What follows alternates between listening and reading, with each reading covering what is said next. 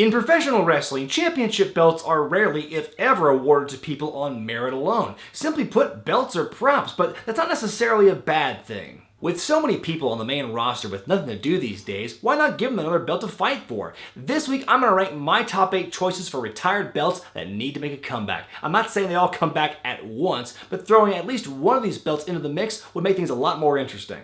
Just getting out of the way now, my list does not include the Women's Championship, and let me tell you why. See, right now the Divas Championship is the Women's Championship in WWE. It just happens to have a name that a lot of people don't really like. So because it all boils down to semantics in my opinion, that's why the Women's Championship is not on my list. Let's begin.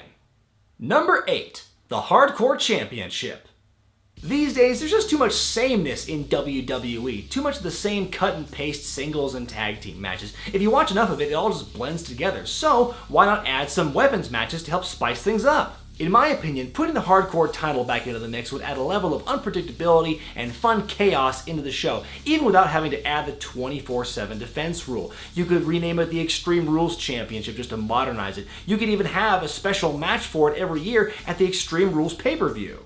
The argument some people have against a hardcore division is it would lessen the impact of weapons in professional wrestling, and while there is some truth to that, I believe that if you use them sparingly and not across an entire show, weapons matches could make things more exciting for an overall product. Hell, even AWA had a Brass Knuckles Championship, and they were one of the more old school institutions out there.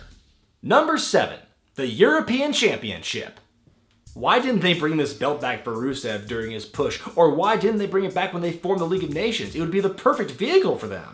For a while, the European Championship was my favorite belt in the WWF. I was starting to watch wrestling right around the time D'Lo Brown beat Triple H for the title back in '98, and then he started billing himself from different places in Europe, and then he and X-Pac had a really great multi-month feud over the title, trading it back and forth. They really elevated both of those guys, and they were just lower mid-card guys, but they got insanely over. It was also great when guys like Eddie Guerrero, Val Venus, and William Regal held the belt too. In my opinion, it was the perfect lower mid-card title to give someone who was being groomed for long-term success. Number 6, the 6-Man Tag Team Championship. Here's an old WCW championship that was retired all the way back in 1991. With so many stables right now in WWE and with more seemingly on the horizon, I think it would be cool to throw this title into the rotation. And considering how often you see 6-man tags these days thanks to creative's laziness, a title would at least make them worth watching. Number 5, the Women's Tag Team Championship. Speaking of tag titles, here's an old one that was around during the 1980s. With so much more emphasis now on women's wrestling in WWE, and with so many female wrestlers with really nothing to do, why not make a legit female tag division? Number 4, the Cruiserweight Championship.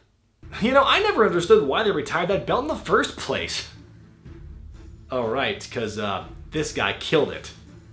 Anyway, cruiserweights are still a thing in wrestling. Yes, smaller guys like Daniel Bryan and Rey Mysterio and Kalisto have won major singles championships over the years, but there's still a ceiling on a lot of smaller guys who are never going to get put in that position. They still need something to fight for. And now that NXT's hosting this big cruiserweight tournament soon, I would imagine a few of them at least would get signed, give them something to do afterward. Number 3, personal championships. This should by no means be a regular thing, but in the rare times it's been done, a wrestler creating his own championship belt has been a very successful way in getting them over. Ted DiBiase became more successful with the $1 Million Championship than he ever would have been with the WWF title. Taz creating the FTW Championship, and ECW helped cement his status as a huge star in the company. You could do the same thing to a top-level heel who may or may not ever get to that main event championship level position, but still treat him like a big deal. It could be very effective. And hey, who else remembers when the Headbangers were the tag team champions of the universe? Number 2, the Television Championship.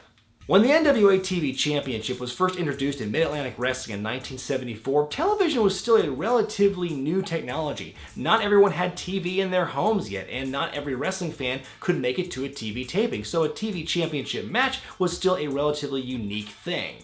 Since the current championships in WWE are rarely defended on TV these days, with the exception of when John Cena was US champion last year, having that guaranteed championship match on TV would give fans something worth watching every week. Or here's an idea, maybe if the TV championship concept's a little outdated, why don't you have the WWE Network Championship, a belt that would only be defended on network exclusive events like pay-per-views or maybe NXT TakeOver shows.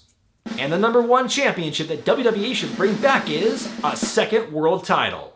As I've said before on this show, for a long time the brand split was not an effective way to showcase the WWE roster. But as we've gotten further away from that era, all the problems that were present during the brand split near the end of it have been magnified. Suddenly a brand split sounds really good right about now. When Shane McMahon returned to WWE, they got a lot of rumors about a new brand split swirling, because notice the verbiage in what he said. He didn't want to control Raw and SmackDown. He didn't want to control WWE. He wanted to control Monday Night Raw. So whether or not he wins at WrestleMania, does that mean that someone's controlling Raw and someone's controlling SmackDown? If they do a brand split again, they would obviously need to bring back a second world championship for the Blue Show. With the roster potentially split down the middle, that would help alleviate some of the big problems with the wrestler to championship ratio. Perhaps in all this, a second world championship is really all they need. So what championships would you like to see make a comeback? Would a brand split fix the issue of too many wrestlers, not enough championships? Let me know in the comment section below. Be sure to thumbs up this video, subscribe to Wrestling with Regret, and buy the t-shirts at ProWrestlingTees.com. I'm Brian Zane, and I'll see you next time.